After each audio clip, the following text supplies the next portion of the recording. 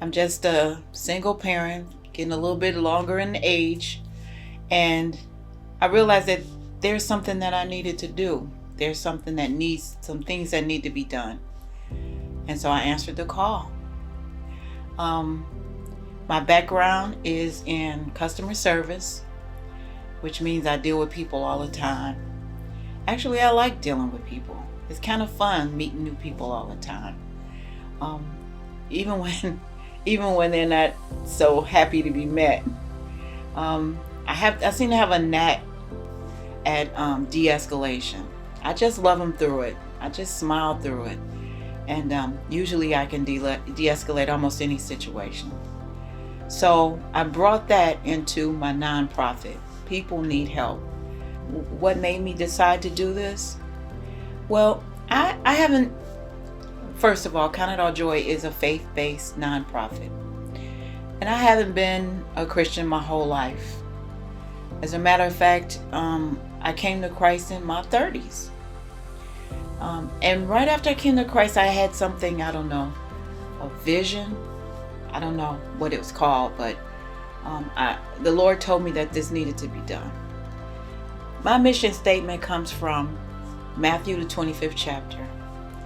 Jesus was talking to his disciples, and he said, when I was hungry, you fed me. When I was naked, you clothed me. When I was sick, you comforted me. And when I was in jail, you visited me. And the disciples said, when did we do all those things, Lord? And Jesus said to them, when you've done for the least of mine, you've done for me. So my mission statement, that is my mission statement. And it says it all. I'm here to do for the least. The little guy that people don't see. The people who fall between the cracks. Those people who don't have a voice. They don't have a lot of resources.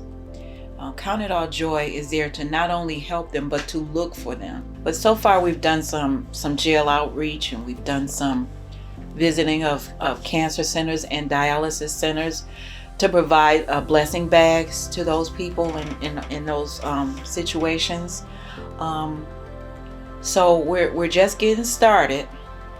But I think with the year that we have been an actual nonprofit, we have been actively working to try to fill a lot of gaps. I would say my biggest challenge right now is funding and fundraising. But it'll come. I'd like to get some offices too. Offices would be nice. Right now everything's outside of my home. But it'll come. We need some warming stations in the wintertime. We can't keep turning our head from people who need help. And yes, I know there's a lot of programs for the homeless, but when temperatures are dropping to below zero, people shouldn't be freezing to death in their cars. And that story about the family in Detroit, I heard the newscaster say they're bringing in a child protective services to remove her children. That's probably how they ended up in the car, frozen to death. That's not the only solution. We've got to get some better housing here. We as a society, Count It All Joy is here to help, but we as a society, we've got to get better housing. It shouldn't always be, let's get in there and remove the children. Let's place this elderly lady in her car in some sort of institution. Let's get her own home. I think we can do that. If we have millionaires running around here trying to go into space, we should be able to keep at least 65 degrees in the wintertime for people who don't have a home. Do your research. Find out what your state requires for you to become a nonprofit. And not all nonprofits have their 503. You can still operate without it. But if you want to start collecting money, I would say research how to, first of all, what's required in your state, and then what the government requires. You don't want to get caught up in anything illegal when you're trying to help people. And research what it is you want to do.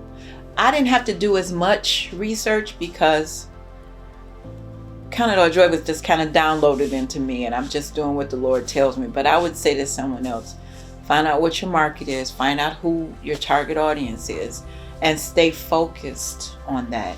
Don't try to do everything, because you can't.